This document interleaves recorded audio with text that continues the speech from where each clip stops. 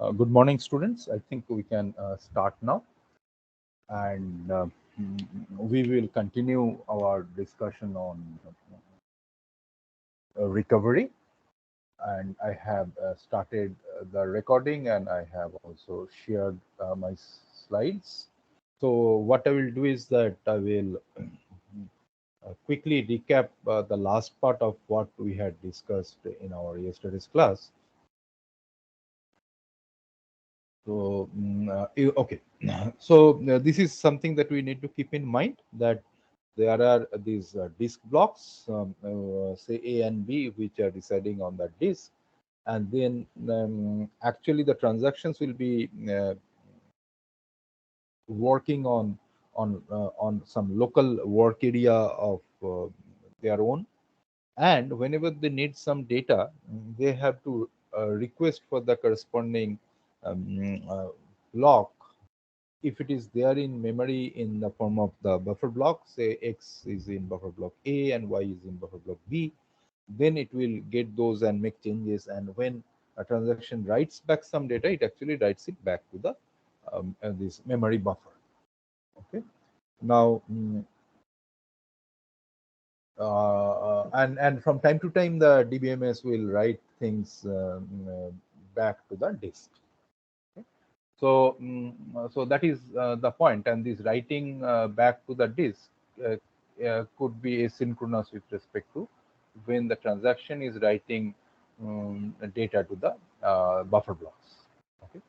So this is what we mentioned in our last class. Now, as we said, that to ensure atomicity despite failures, and of course to also at the same time um, ensure that we have the property of durability, we'll see that we'll first output information describing the modifications to a stable storage, which we defined in our yesterday's class, and that will be done before modifying the database, and that will ensure that even if this flushing of the buffer blocks to the disk blocks occur asynchronously with respect to this writing of data by the transactions to the buffer blocks, then also it will work even if there are failures. So we'll focus on log based recovery.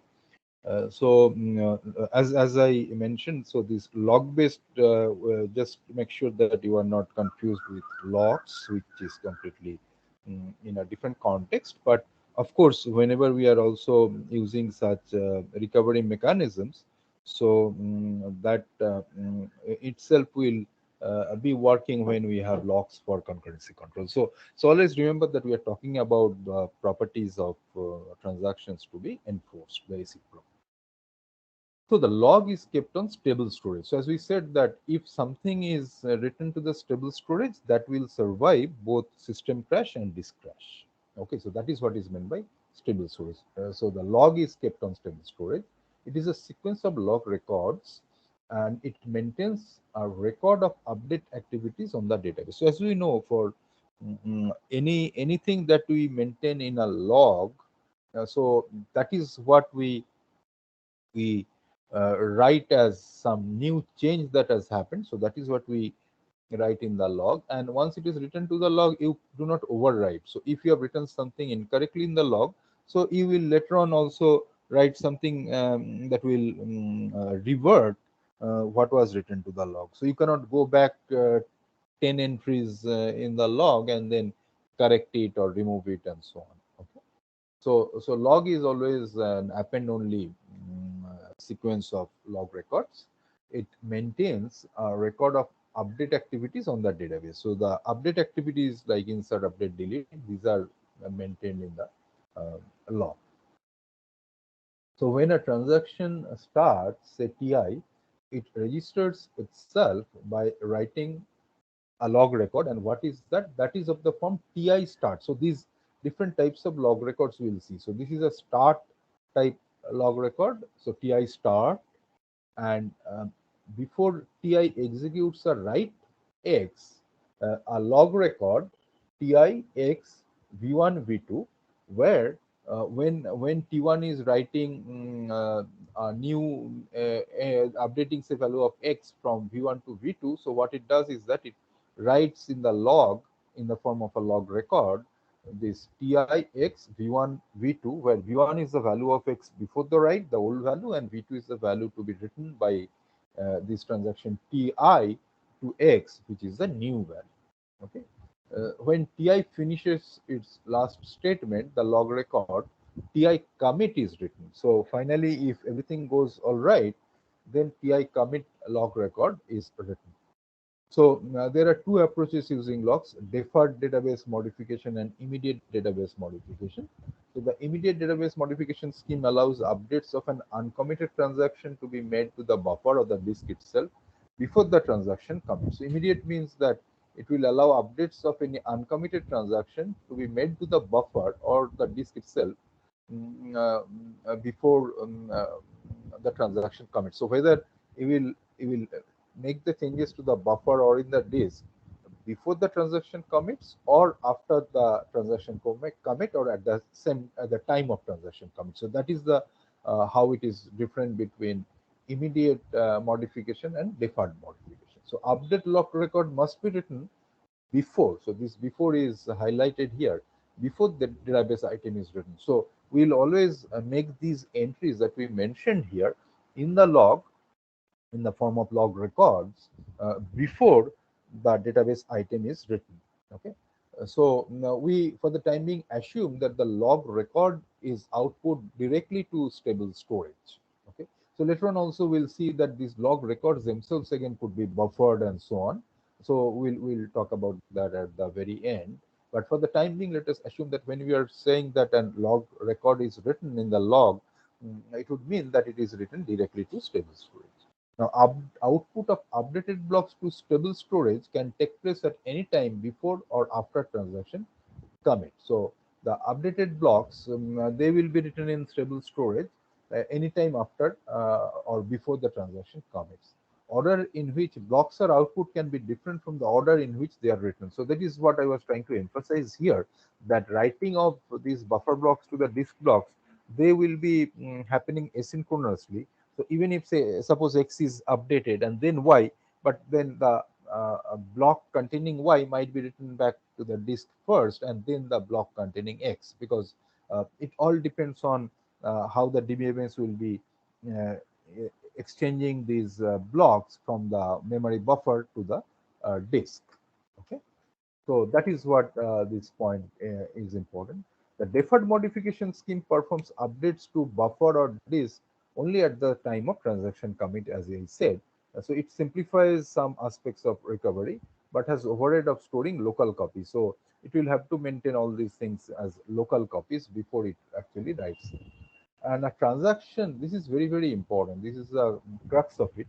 A transaction is said to have committed when its commit log record is output to stable storage. Okay. So that means, of course, because it is an append only log. So when the commit log record is written in the stable storage where the log is residing, so it is obvious that all previous log records of the transaction must have been output already. And the writes performed by a transaction may still be in the buffer when the transaction commits and may be output later. Once again, this second point is also equally important. See, what is happening is the transaction, whatever changes it is making, like this example of writing value v2 instead of on replacing the value v1 and so on. So these changes are actual changes are happening in the buffer blocks, which may get written to the disk at any point of time. But when it is making the changes, these log records are always being pushed to the stable storage. Okay. Now uh, when the transaction is committing, then that commit log record, as we said, pi commit, that will be placed in the log and it will be there in the stable storage. But the actual changes, suppose this transaction T1 change the value of the account balance for account A from 1000 to 950. So that actual blocks which contain the data in the database, which you have already studied in the context of this indexing and storage and so on. So those are still there in the, possibly they are in the, they could be there in the buffer block already. They might have been written back to the disk. So it is independent of that. And now the log record is written in the stable storage. So if that is done, then what can happen? That commit log record is written, which is there in the stable storage. Actual changes that have been made, they are still in this buffer block, as I mentioned. Okay, and then what happens is that, suppose there is a system crash, then what happens? These buffer blocks, which contain the actual changes to the data blocks, are now gone because they were in memory. Okay, so when the system will restart, what it will do is that it will do the recovery based on the log records that are already there in stable storage. And as we said, that stable storage is a storage which will treat as one that can survive system crash as well as disk crash. So when the system restarts, suppose the disk is repaired and all that, what we'll do is that we'll look at the log records. Okay, and we will go through them and determine whether some of the transactions had committed when the crash occurred, or some of them were running and did not complete and hence did not commit. So based on that, we'll take necessary actions, either to um, redo the operations of the transaction, those that are that went to logical end, or we'll undo some of the transactions. So that is the basic idea behind this log-based recovery. So we'll look at those examples. So let us take this situation. Okay, so if we look at this, that there is this transaction T0. What it does is that it when it starts, it pushes that log record T0 start in the log. And let us, for all these cases, we are assuming that this log is in stable storage. So when we say we write T0 start, it means that this T0 start is there in the in the in stable storage. Then what T0 does, T0 changes, if you remember this example, say it changes the account balance A from 1000 to 950 and changes the account balance B from 2000 to 2050. So uh, the log records will be T0A, the earlier value, the original value 1000, then the updated value 950, then T0B, the original value 2000, updated value 2050.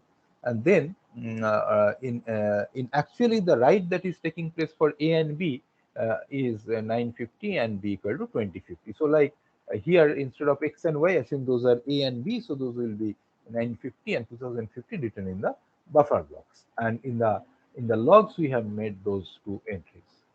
And then say T0 commits. Okay, so the T0 commit entry will be written in the log, which is once again in the stable storage. And then suppose T1 starts. So let us assume this is serial execution of two transactions. Of course, we'll see later when we have concurrent execution. So T1 now starts, and T1 changes C from 700 to 600. So this value C equal to 600 gets written.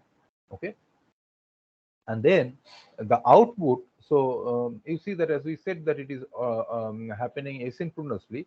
So this buffer block B, so this capital B, it shows that it is a buffer block, and then the subscript BCA, they denote that these are which particular buffer block. So it shows that this BB and BC, these are output at this point of time. So you see that BC output before T1 commits. So that is also okay. And BA output after T0 commits. So you see that BA and BB, so that is basically the buffer blocks that contain the values of A and B. So those got written or output by the DBMS after T0 committed, and we see that this it so happened that BC was output before T1 commits, and also we see that uh, BC was output before BA was output. Okay, so of course BX denotes block containing X.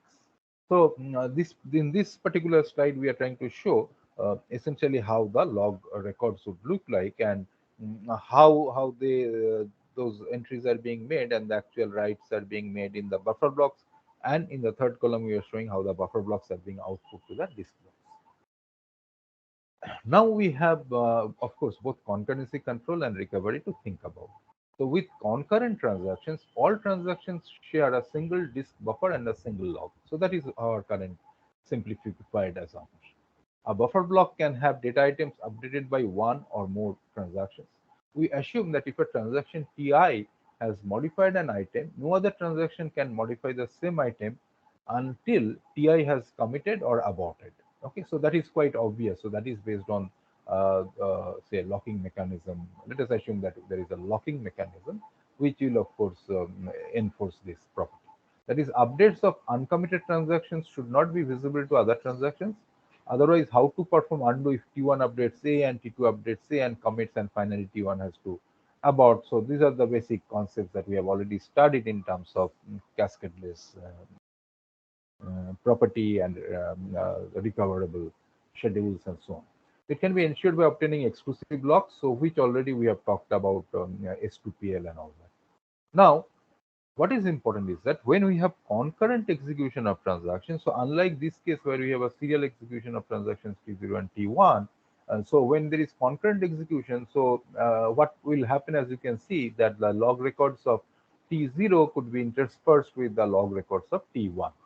Okay, so that is most likely going to happen. I will quickly see some such examples. Okay. Now this part is important. Once we know that what will be written to the logs, we now have to understand that how do we make use of those entries in the log in the event of a system crash. Now what we need is that we'll need two types of operations.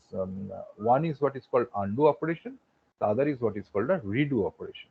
So undo of a log record of the form TIX V1 V2, it writes the old value V1 to X. So what it means that if there is this log record T1X V1 V2, then what did the transaction say Ti, not T1? So Ti did. Ti changed the value of X from V1 to V2. And undo means you are undoing the effect of this transaction Ti. So that means that the value of X, which was changed from V1 to V2, should now be restored to V1. So the undo of a log record writes the old value V1 to X, and redo of a log record TIX V1 V2 writes the new value V2 to X. So we will do this undo and redo. Undo and redo of transactions. So undo Ti restores the value of all data items updated by Ti to their old values, going backwards from the last record for Ti. So undo we'll see is done backwards. The most recent update is done first and followed by the previous one and then the previous ones and so on. And each time a data item X is restored to its old value V, as we'll see, a special log record TIXV is written out. So we'll see what it means and why we need to do it. So what we said here, that we are undoing the impacts of transaction TI by restoring the values, all of the data items X that has been updated by TI from its new value to its old value. And when we are restoring it to the old value V, we also do what is called a special log record. We'll see that TIXV is written to the log. Okay.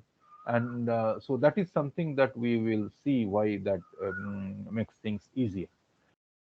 Now, when undo of a transaction is complete, a log record TI abort is written out. Again, this is something interesting. We'll see why we are doing it. That when we have done undo of all the updates of a transaction TI by updating the log with these log records, undo log records, and then we'll also write a TI abort.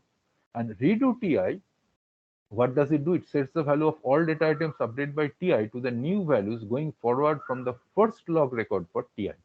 So undo is done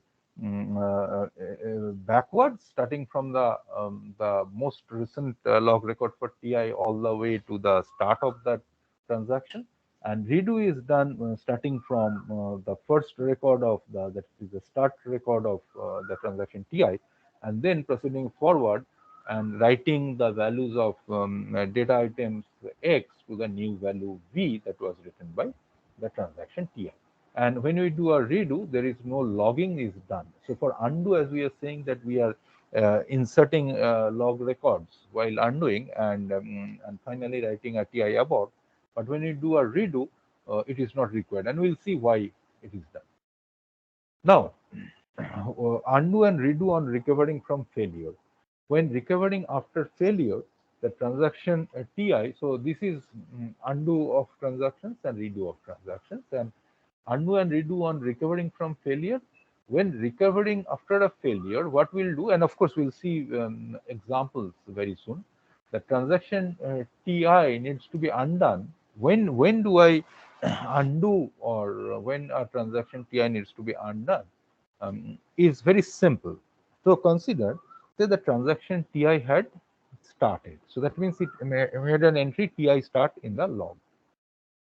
Of course, then there will be these log records. So TI changes the value of A from 1000 to 950. So TI A 1950 will be there.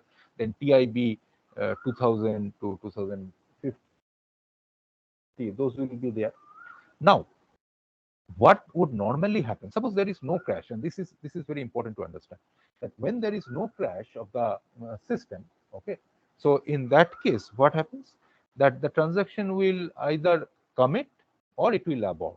So why it will commit or when it will commit? If all the transactions instructions they get executed successfully, the final statement will be commit. The transaction will commit. Okay, so that TI commit will be written in the log. Now, also as part of normal execution of transaction, a transaction might abort. Say a transaction TI starts, it changed the value of A from say 1000 to 950. Now it is trying to update the value of B from 2000 to 2050. So then the transaction will have the TI start log record, and then it will have TI say A comma 1000 comma 950 log record.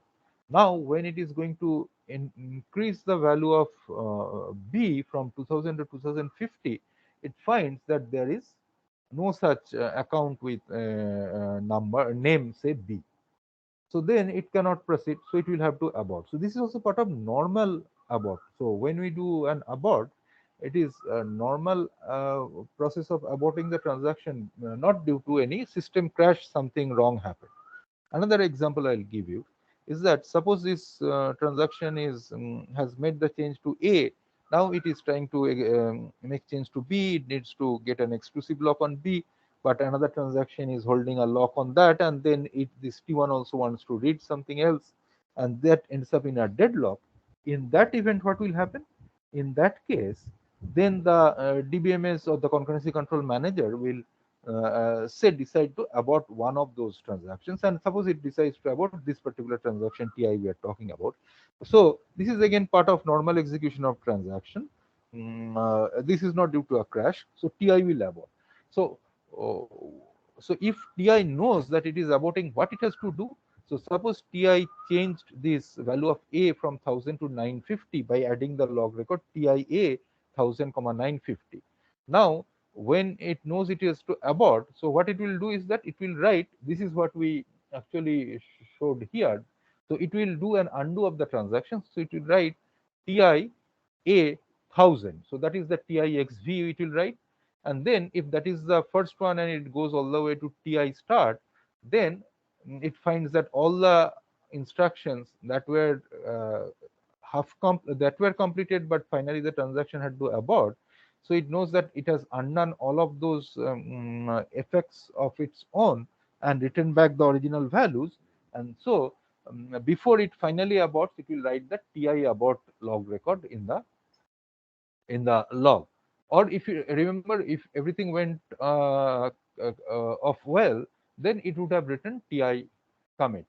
So if a transaction has a TI start and also has either a TI commit or TI abort log record, means the transaction actually had completed. So whether completed successfully with a commit or completed unsuccessfully with an abort, but it had come to a logical end before the system crash occurred, and we are now trying to recover.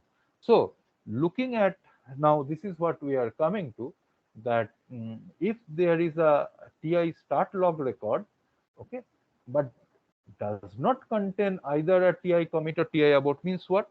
The transaction had started, but then it did not come to a logical end. Okay, so it was ongoing when the crash occurred, and now we are trying to recover. So if you see the second bullet, the transaction TI needs to be redone if the log contains the log record TI start and contains either the record TI commit or the record TI abort. So if you see that for a transaction there is a TI start and then either TI commit or TI abort, means when that crash occurred, before that the transaction had come to a logical end, either through a successful commit or through an abort. Okay, but if not, that means the transaction was ongoing and it did not come to a logical end. So it only had a TI start and neither a TI commit nor a TI abort.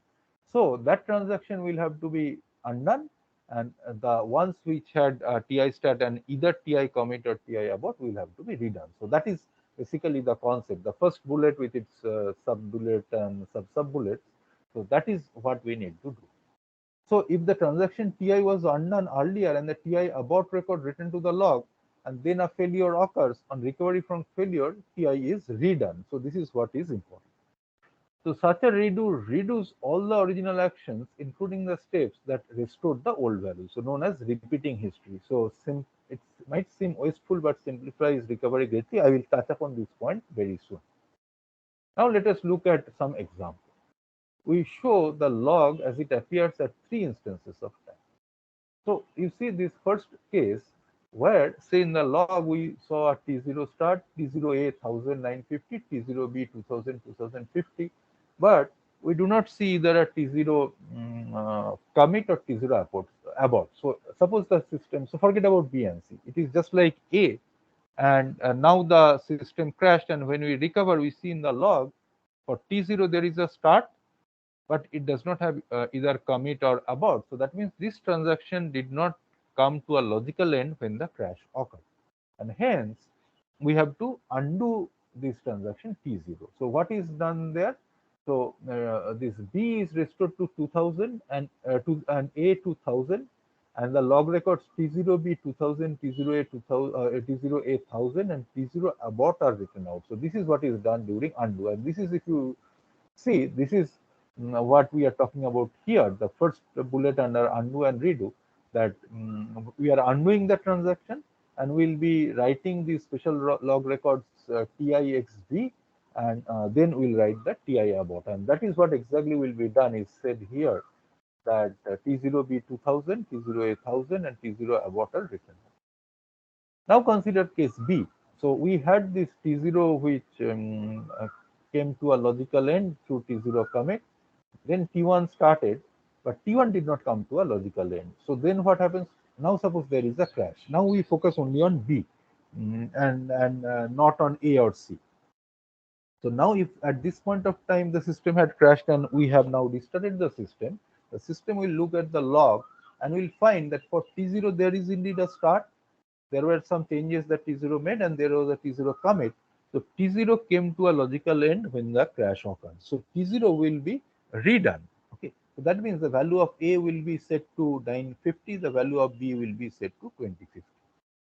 For T1, what happens? For T1, it started, but it did not come to a logical end. Why? Because there is no T1 commit or T1 abort, and hence, as you see, that the impact of T1 has to be undone.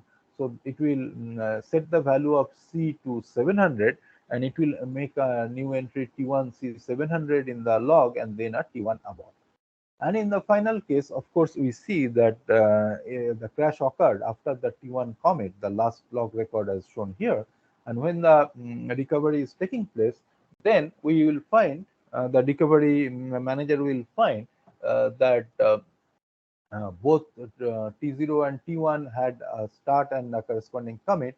So both will have to be redone, means that the value of T0, that set A, so that will be changed to 950, B will be changed to 2050, and C will be set to 600. And as we said, that when we do a redo, of course, that no logging is done in this case, which is the very last bulleted point. So when you do that, you see in the C here at the bottom, so A and B are set to 950 and 2050 respectively, and then C is set to 600, and we don't need to do anything. Now, why this is making sense? Because as you can see that when we have both start and commit, we knew that the transaction had come to a logical end, and whatever it had done, it was written to the log, which was in stable storage, which survived the crash. And now what this recovery mechanism is doing, it is appropriately redoing the action. So whether those change data were there in the buffer blocks or they got written in the disk, or part of them were in the buffer block, part of them were in the disk, it you see that it does not matter, because we are looking at what the log contains, and we simply go through the log and then make the appropriate updates in the database. For cases like B or A, where we saw that for say B, one transaction had come to a logical end, no matter whether these values of A or B are they are written to the disk through the output or they are in the buffer blocks. This recovery process will set the value of A to 950 and B to 250. For T1, we changed C from 700 to 600, but did not commit or abort. So then this recovery manager does not know what happened to this value of C as changed by T1, whether they are there in the buffer block, whether they are there in the disk. So there was no guarantee what had happened. What it does is it does not bother about all that. It simply makes sure that value of C is changed to 700. Also, you see why this durability property is holding here and how it is being ensured is that if you consider the case C, where we had commit of both T0 and T1, so the corresponding users have got the message that, oh, your transaction was carried out successfully, or your updates were carried out successfully. So by durability property, the user should not be required to once again make any more update or repeat that transaction. It is ensuring atomicity because, say, for example, if we had, say, for T in the case A, suppose T0 was doing this and then it possibly might have updated something more, but it crashed before that after changing A and B. Suppose T0 was also changing, say, D, but before that it crashed. So to ensure atomicity, we have to ensure that the impact of T0 on A and B also should be undone, and that is all that is happening to this process at the time of recovery. Now you can ask the question that, so we are maintaining the log, now how long will continue maintaining the log? And suppose I start the log when the database started maybe 5 years back, and there never occurred any kind of crash. So the log is growing and growing, and there would be millions and millions of log entries. And if now there is a crash after 5 years of operation, we have to do redo and undo of all those things. Actually, it is not done. From time to time we do what is called checkpointing. So at the time of checkpointing, what we do is that whatever is currently there in the log, we ensure that those are written in the actual data. Okay. So this checkpointing outputs all records currently residing in main memory onto stable storage, outputs all modified buffer blocks to the disk, and it writes a log record. So now we are talking about a new type of log record called checkpoint L onto stable storage, where L is a list of all transactions active at the time of checkpoint. Remember that this checkpointing is a database maintenance operation we are doing. What it will do is that it will ensure that up to this point, since the last checkpoint, whatever log records are there, we actually push the corresponding updates in the disk. Okay. So as a result, what will happen is that now if there is a system crash we start, we know that up to this we don't need to do anything. We can proceed from here. But because the checkpointing is being done without stopping the operations, what can happen is when the checkpoint operation is carried out and the checkpoint L, I'll explain what L is written to the log, some transactions might already have started, but they did not complete at that time. So what we need is that we need this L, which is a list of all transactions active at the time of checkpoint, means that those transactions which had start log record but no commit or abort log record. So those are what are called active transactions at the time of checkpoint. So we'll see how that is done. So during recovery, what is important is that we need to consider only the most recent transaction TI that started before the checkpoint and transactions that started after TI. Okay. So we scan backwards from end of log to find the most recent checkpoint L. And then the transactions that are in L or started after the checkpoint need to be undone or redone. Means that the transactions that were active when the last checkpoint was done, and those are the ones that I need to consider, and also any transaction that started after that checkpoint. So those we need to consider. So checkpoint from time to time, say every say 2 hours I carry out a checkpoint. Okay. So then what we need to do is that if there is any crash, then at most 2 hours worth of log records we have to consider during recovery. If the chance of recovery is of crash is much lower, then we can increase the time between or interval between two successive checkpoints. On the other hand, if there is a very large number of transactions that are getting executed, so you would like that checkpoint to be done a little bit more frequently, because otherwise between two checkpoints there could be also thousands and thousands of transactions, and at the time of recovery all of them will have to be looked at for undoing or redoing, which will increase the recovery time. Okay. So some earlier part of the log may be needed for undo operations. Continue scanning backwards till a record TI start is found for every transaction TI in L.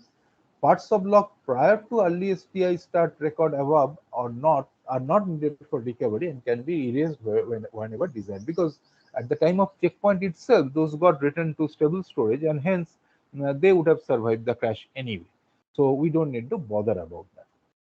So this is an example that there is this checkpoint where time or the TC is the time, and at that time TC what we had is we had, you can see that transaction T1 had completed when the checkpointing was done at time TC, and at that time the transaction T2 was ongoing, and then T3 started and T3 completed, then T4 started and T4 did not complete when the system failure occurred at time TF.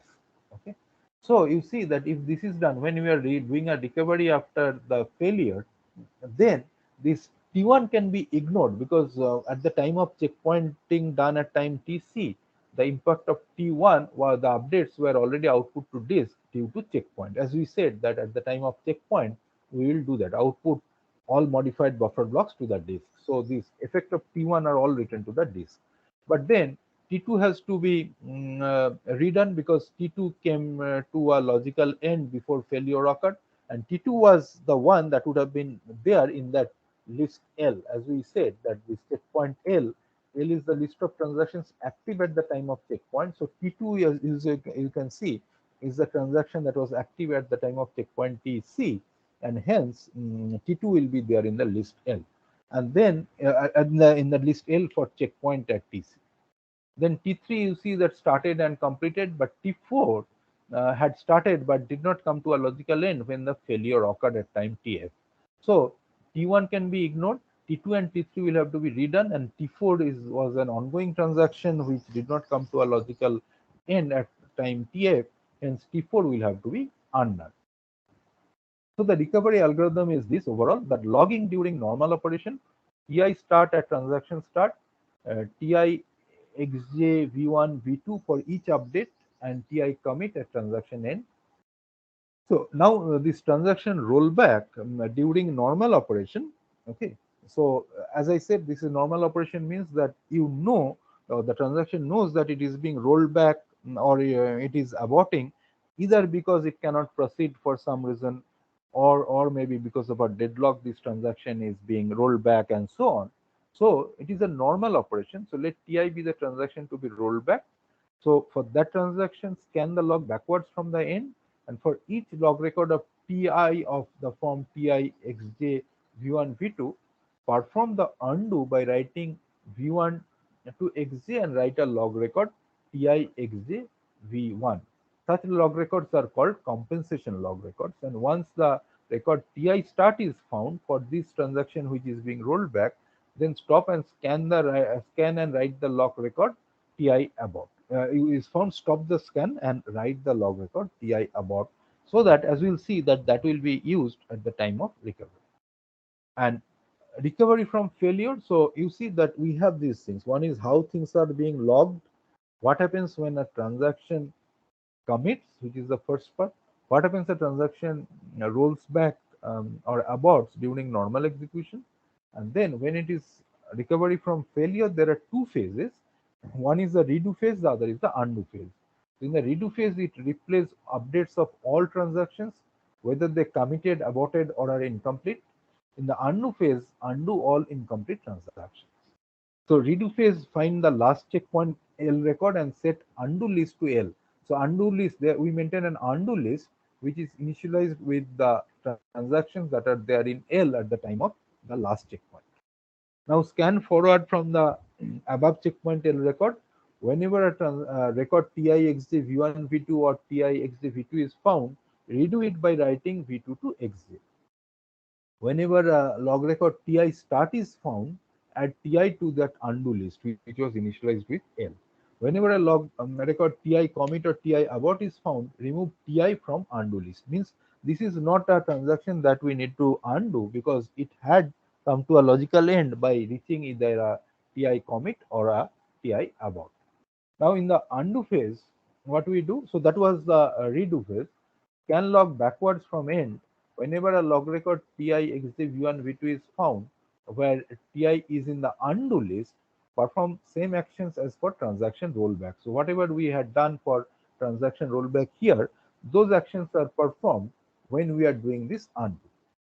That is perform undo by writing v1 to xj and write a log record Ti xj v1. Whenever a log record Ti start is found, where Ti is in the undo list, write a log record Ti abort, remove Ti from the undo list, stop when undo list is empty, that is Ti start has been found for every transaction in the undo list.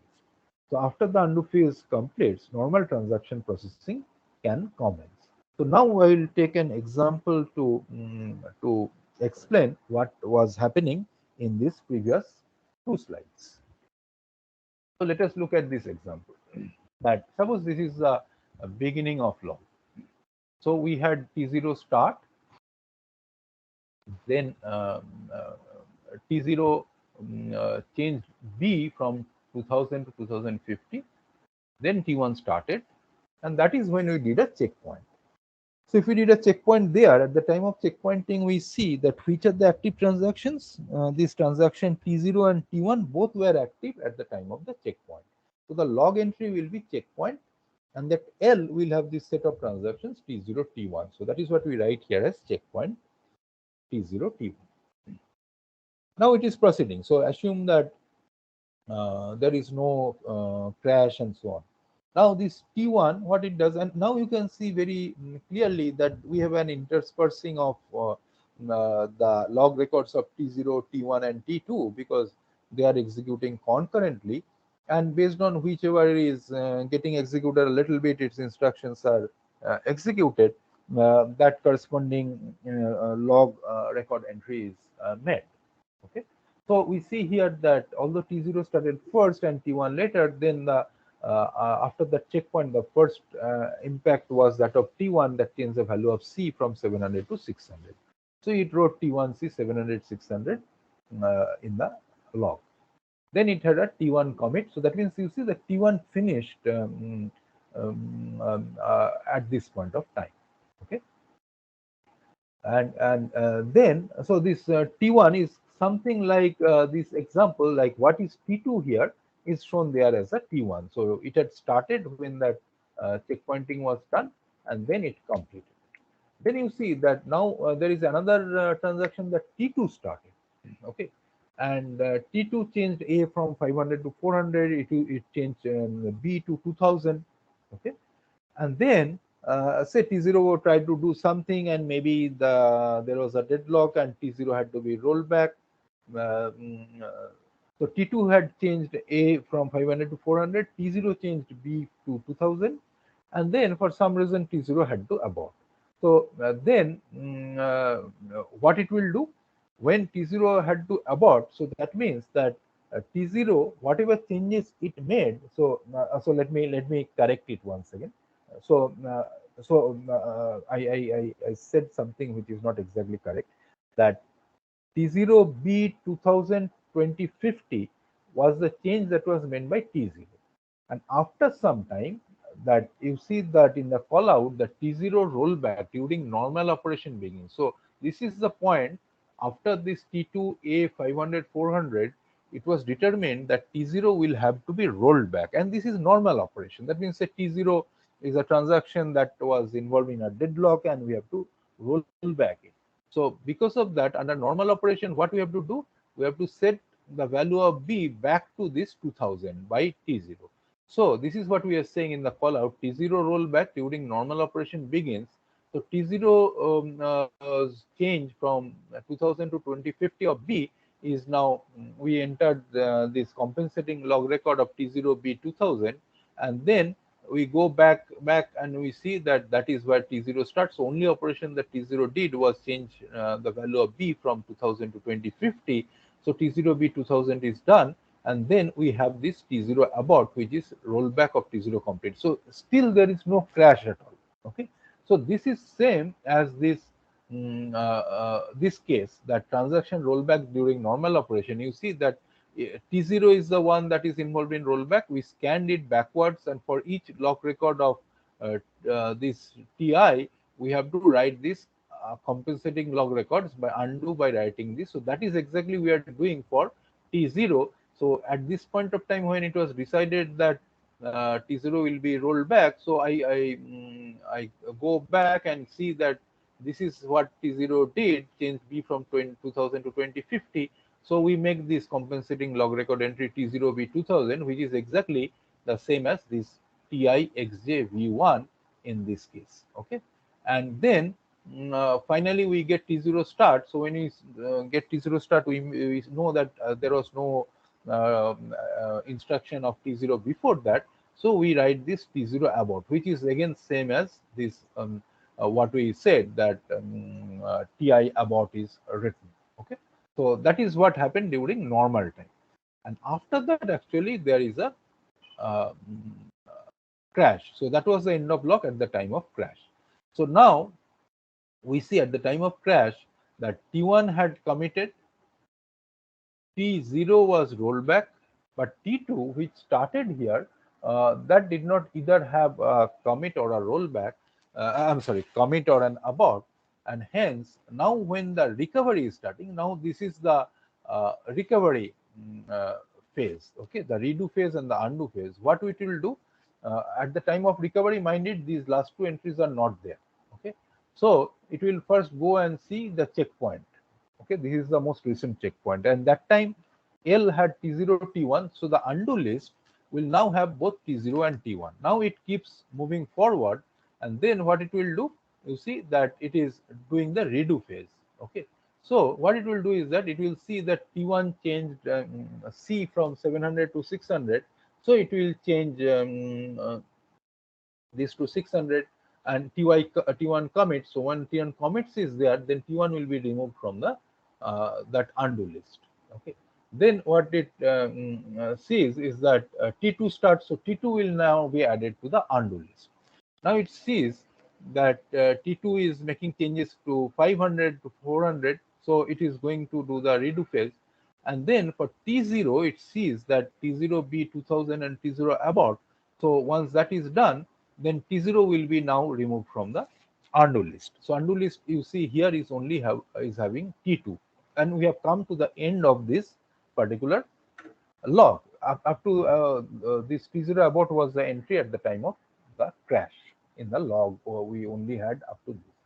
So now we start the undo phase. And undo phase, what we have to do, that here at this time we know that only transaction that we have to undo is T2. Why? Because you see that T0 and T1, which were there in this L, both of them had come to logical end before the crash occurred. T0 had aborted and T1 had committed, but T2, something that started, that did not come to a logical end. So So what we have to do is that we have to ensure that this effect of T2 is undone. So undo list contains T2.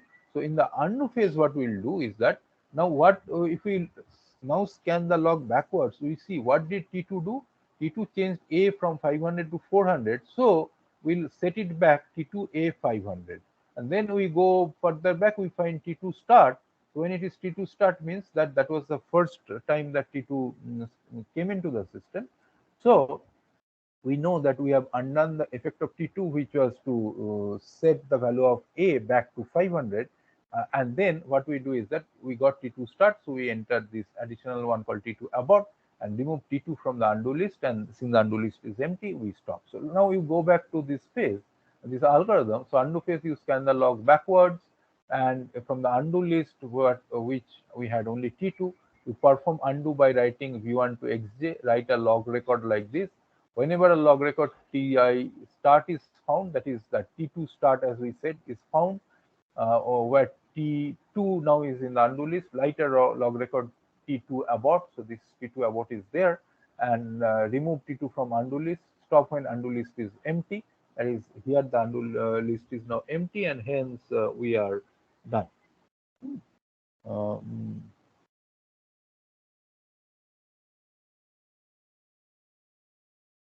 okay. So is that clear up to this?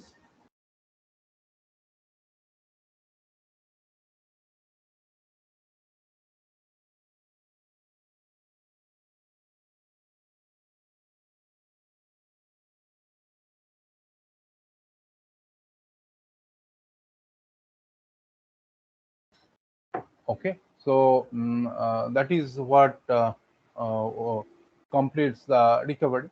Okay, so this is the overall aspect of recovering from crashes.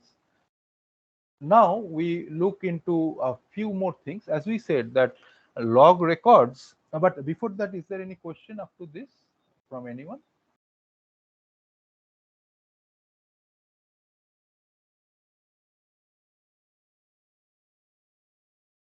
Okay, so if there is no other question, so let us proceed. So what it means? It means that we now, you see, that have achieved something. We have been able to follow this algorithm.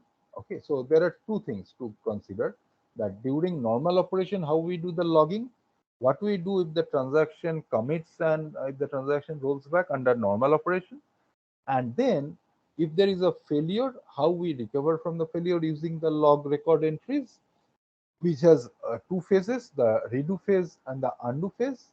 And through this example, we have shown that how we are making use of the logging procedure during recovery to ensure that we can do the correct way of undoing the effects of transactions that did not come to a logical end, and redoing the effects of transactions that came to a logical end. You might question, which you possibly would be thinking, why during undo we are making this T2A 500 and T2 abort? What is the advantage of that? The advantage is that because of this, now suppose there is again a system crash here after we have recovered for the first time, like we have made these entries T2A 500 and T2 abort, and now suppose the system crash occurs again. Then what you will notice is that then we'll repeat the same thing. We'll go back to this checkpoint. We'll see these are there in the L, that is this list L that we talked about. Okay, sorry, yeah, this L that we talked about. Okay, and then we'll keep following the same steps. Only difference you see is that in this case we'll proceed all the way up to this, because it knows that this is the last entry in the log record. Now for T2, what has happened? For T2, we had a T2 start, T2 did this, T2 this, T2 abort. So to the recovery manager, it will appear this aborting of T2's impact is very similar to that of T0.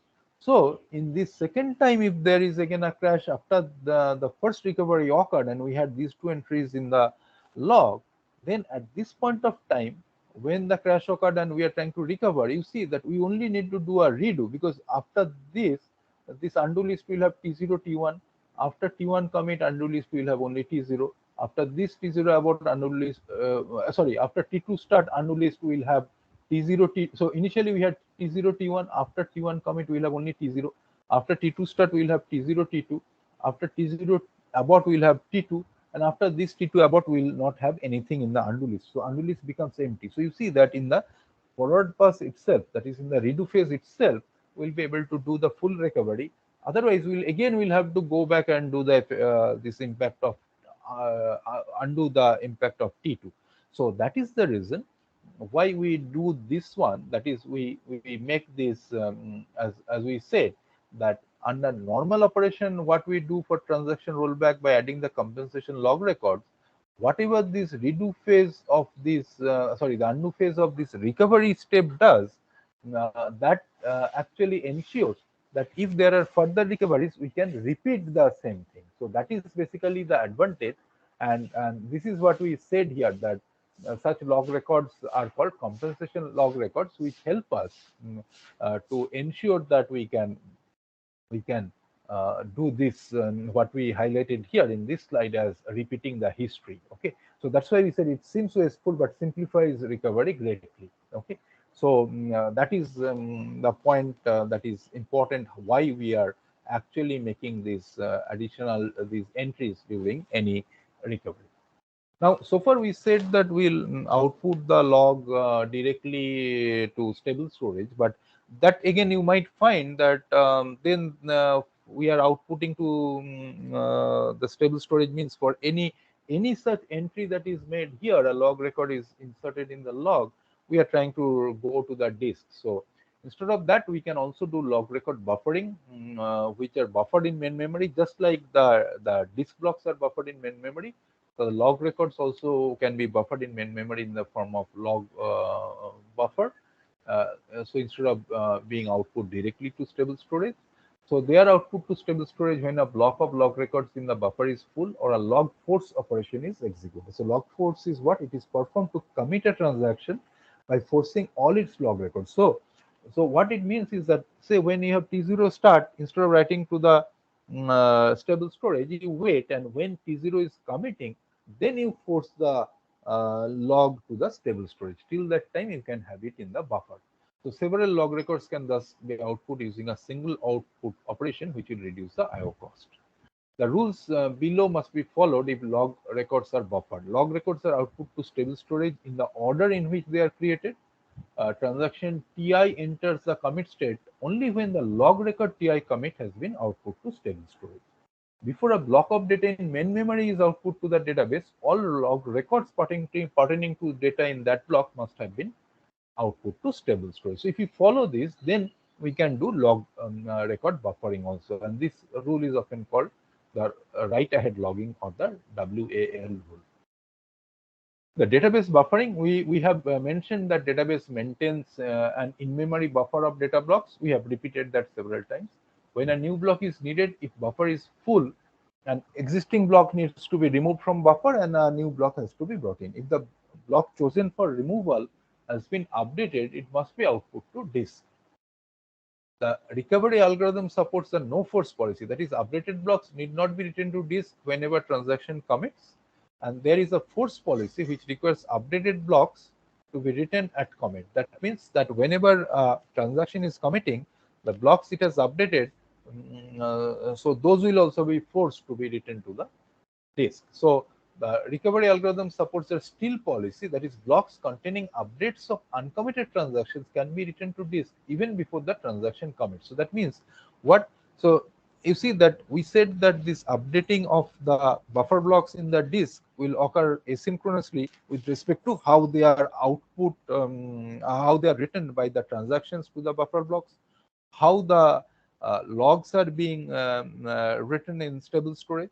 Now, what is important is that there are different possible policies one can choose, that when the transaction commits, I might force that all the blocks that were updated by that transaction are actually written to the disk also.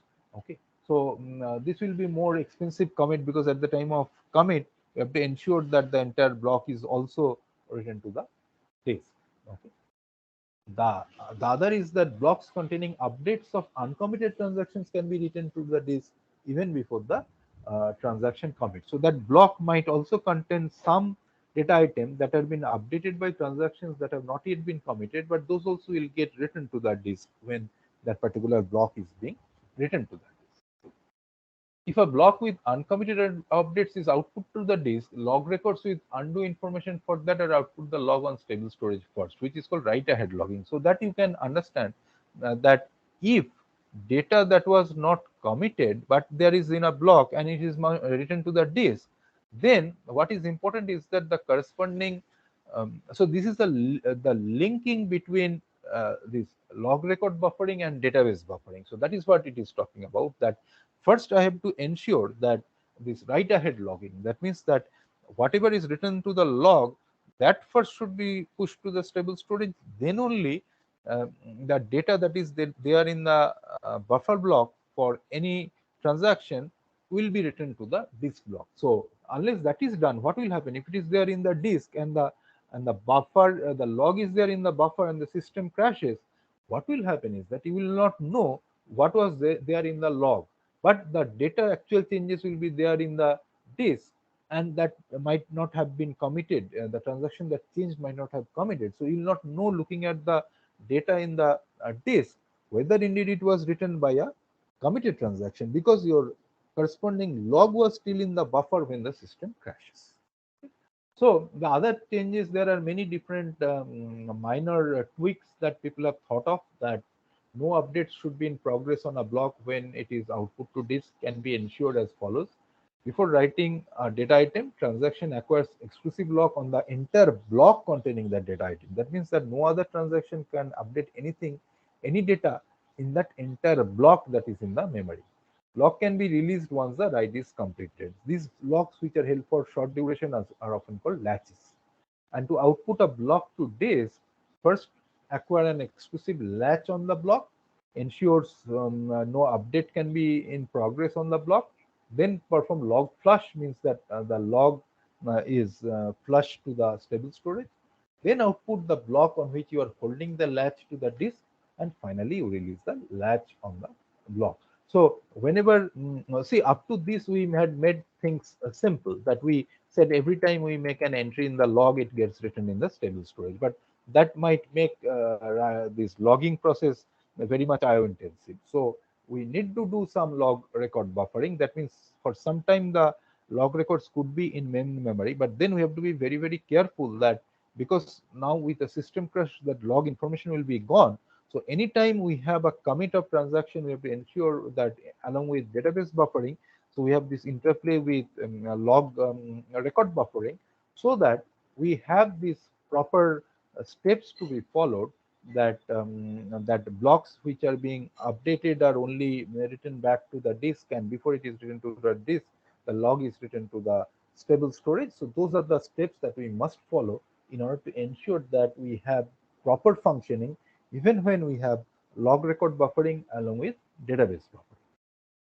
So that brings us to the end of this chapter on recovery, where in summary, I'll just very quickly summarize. We talked about the different types of failures, the different types of storage structure that are kept in mind when designing such recovery system, the idea of this ideal storage called stable storage, which survives any form of disk crash also.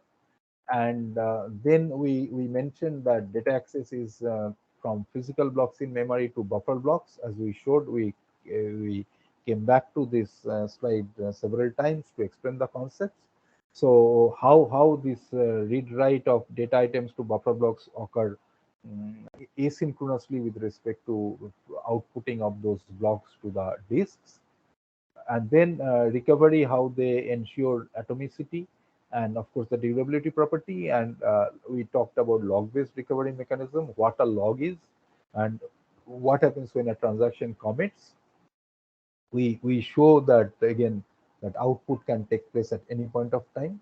Also concurrency control and recovery, where we can have this interspersing of instructions of various transactions in the log records. We talked about the undo and redo operations of transactions on recovery from failure. Why we need to, the last bulleted points, how we maintain this redo of the undoing process so that we can repeat the history. We saw some such examples about how to take care of these open transactions, if we call it, at the time of recovery. The importance of checkpoint, because otherwise the log will grow indefinitely and you have to go through the entire log at the time of recovery. So at the time of checkpoint, the the active transactions are denoted as L, and then we proceed like this. So the recovery algorithm, the normal logging process, during normal operation, if there is a transaction rollback, how we enter the compensation log records. Then during recovery from failure, how to do redo and undo. In the redo phase, what we do, and in the undo phase we do, and also again we make these compensating entries there in the log so that we can repeat the whole thing, and we explain that with respect to this particular interesting and nice example. So that was the basic concepts, and then we talked about possible need for also buffering of log records. But if we do buffering of log records, we have to be very careful that whenever we are doing it, then the corresponding database blocks, they also need to be appropriately updated in the disk. And it is very important that always the log is flushed to the disk before the corresponding disk buffer block is written to the disk. The memory buffer, the buffer block in memory is written back to the disk. And also important that when we are writing something to the disk, that particular block should not have any data that is not committed, and some part of it is committed, which can be ensured by holding locks for short duration on those buffer blocks in memory. Okay. So, so with that, we come to the end of this discussion, and we are only left with a short discussion from chapter 12, which we'll take up in our Monday's class. So that will be the last topic for this course, and these are the sections that you need to focus on for this particular chapter from the book. So we'll take a break for about close to 15 minutes or so, and then at 11:30 we'll start our quiz. So that is for 15 minutes duration. So we'll start at 11:30 and end at 11:45. So I stop the sharing. I'm also stopping the recording. So if you have any